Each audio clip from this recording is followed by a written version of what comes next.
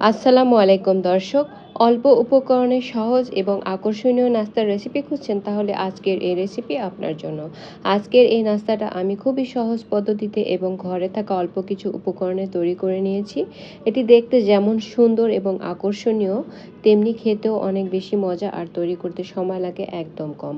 আজকের এই মজাদার নাস্তাটা আমি কিভাবে তৈরি করেছি সেটি জানার জন্য পুরো ভিডিওটি প্রথম থেকে শেষ পর্যন্ত দেখার অনুরোধ থাকলো। সেই সঙ্গে নতুন নতুন রেসিপি পাওয়ার জন্য আমার চ্যানেলটি সাবস্ক্রাইব করে রাখার অনুরোধ থাকলো। প্রথমেই এই নাস্তা তৈরি করার জন্য আমি একটা ডো তৈরি করে নিব। ডো তৈরি করার জন্য ময়দা ব্যবহার করেছি 1 কাপ, সেই সঙ্গে চিনি নিয়েছি আমি 1 চা চামচ, আর পরিমাণ মতো লবণ ব্যবহার করেছি এইখানে। আর এই ময়দার সাথে আমি 1 টেবিল চামচ রান্নার রেগুলার যে তেল রয়েছে সেটা ব্যবহার করব। এখন হাত দিয়ে ডলে ডলে ভালো করে ময়দার সাথে তেলটাকে মিক্স করে নিতে হবে, আর খুব সুন্দর করে মিশিয়ে নিতে হবে।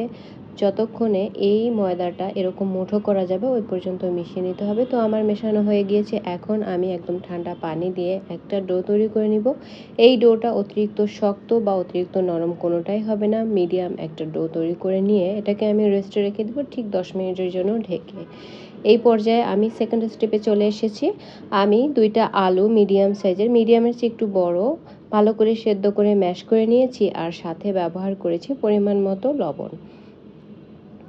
এখন এই 2টা আলুর জন্য আমি 2 টেবিল চামচ কর্নফ্লাওয়ার ব্যবহার করেছি, আর এই নাস্তার জন্য কিন্তু এই কর্নফ্লাওয়ার অবশ্যই ব্যবহার করতে হবে। আর সাথে ঝালের জন্য ব্যবহার করেছি আমি লাল মরিচের গুঁড়া। আপনারা চাইলে এখানে চিলি ফ্লেক্স ব্যবহার করতে পারেন। তো আমি লাল মরিচের গুঁড়া ব্যবহার করেছি, আর স্বাদ কিছুটা বাড়িয়ে নেওয়ার জন্য ভাজা জিরার গুঁড়া ব্যবহার করেছি এখানে প্রায় 1.5 চা চামচের মতো। এখন সবগুলো উপকরণ একসাথে মিশিয়ে নিয়ে আমি এই নাস্তার জন্য একটা পারফেক্ট পুর রেডি করে নিয়েছি। এখন আমি নাস্তাটা তৈরি করে নিব। তো নাস্তা তৈরি করার জন্য আমি যে ডোটাকে আগে থেকে রেডি করে রেখেছিলাম সেটা দিয়ে আমি এরকম একদম বড় সাইজের একটা রুটি বেলে নিয়েছি। আর এই রুটিটা কিন্তু অতিরিক্ত মোটা হবে না, আবার আমরা যে সাধারণত খাওয়ার জন্য যে রুটি তৈরি করে থাকি সেরকম পাতলাও হবে না, তার চেয়ে একটু মোটা। তো আমি তারপরে যে আলুর পুরটা রেডি করে রেখেছিলাম সেটাকে মাঝখানে দিয়ে একদম ছড়িয়ে রুটির উপরে দিয়েছি। এখন তারপরে আমি মাঝখান দিয়ে ফোল্ড করে দিয়েছি এইভাবে। আপনারা ভিডিও দেখলেই বুঝতে পারবেন আমি নাস্তাটা ঠিক কীভাবে তৈরি করেছি। তারপরে আমি একটা পিজা কাটার দিয়ে এই নাস্তাটা এরকম লম্বা লম্বা করে কেটে নিব। তো এই নাস্তাটা কাটার জন্য কিন্তু ছুরির থেকে পিজা কাটার ব্যবহার করলে কাটতে অনেক বেশি সুবিধা হয়। আমি খুব সুন্দর করে এই নাস্তাটাকে কেটে নিয়েছি, এবং আমি না অতিরিক্ত চিকন না অতিরিক্ত মোটা, এভাবে করে স্লাইস করে নিয়েছি, আর মাঝখানে আরও একবার কেটে নিয়েছি। এখন আমি যেভাবে শেপটা দিয়ে নিব, আমি একটা পিস এখানে হাতের মধ্যে নিয়ে তারপরে হাত জাস্ট একটু এরকম ঘুরিয়ে দিলেই কিন্তু নাস্তাটা একদম রেডি হয়ে যাবে। এটা কিন্তু খুব সহজেই তৈরি করা যায়। ভিডিও একবার দেখলে আপনারা বুঝতে পারবেন আমি এই নাস্তাটা ঠিক কিভাবে তৈরি করেছি। তো আমার সবগুলো নাস্তা কিন্তু তৈরি করা হয়ে গিয়েছে। আমার প্রায় 2 প্লেটের মতো এই নাস্তা তৈরি হয়েছে।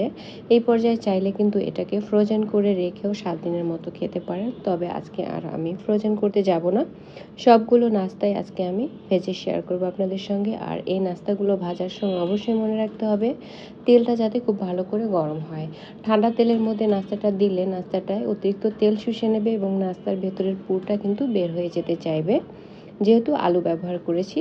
তো তেলটাকে ভালো করে গরম করে নিয়ে আমি নাস্তাগুলোকে এর মধ্যে দিয়ে দিব, এবং মিডিয়াম ফ্লেমে উল্টে পাল্টে ভেজে নিব যতক্ষণ না নাস্তার উপরে খুব সুন্দর একটা কালার চলে আসে।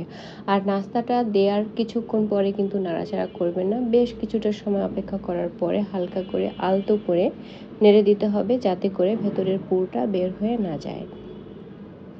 তো আমি যেভাবে নেড়ে দিচ্ছি এভাবে আস্তে আস্তে করে নেড়ে তারপরে কিন্তু নাস্তাটাকে ভেজে নিতে হবে। আর আমার নাস্তাটা ভাজতে যেয়ে ভেতর থেকে কিন্তু একটা কণাও পুর বের হয়নি।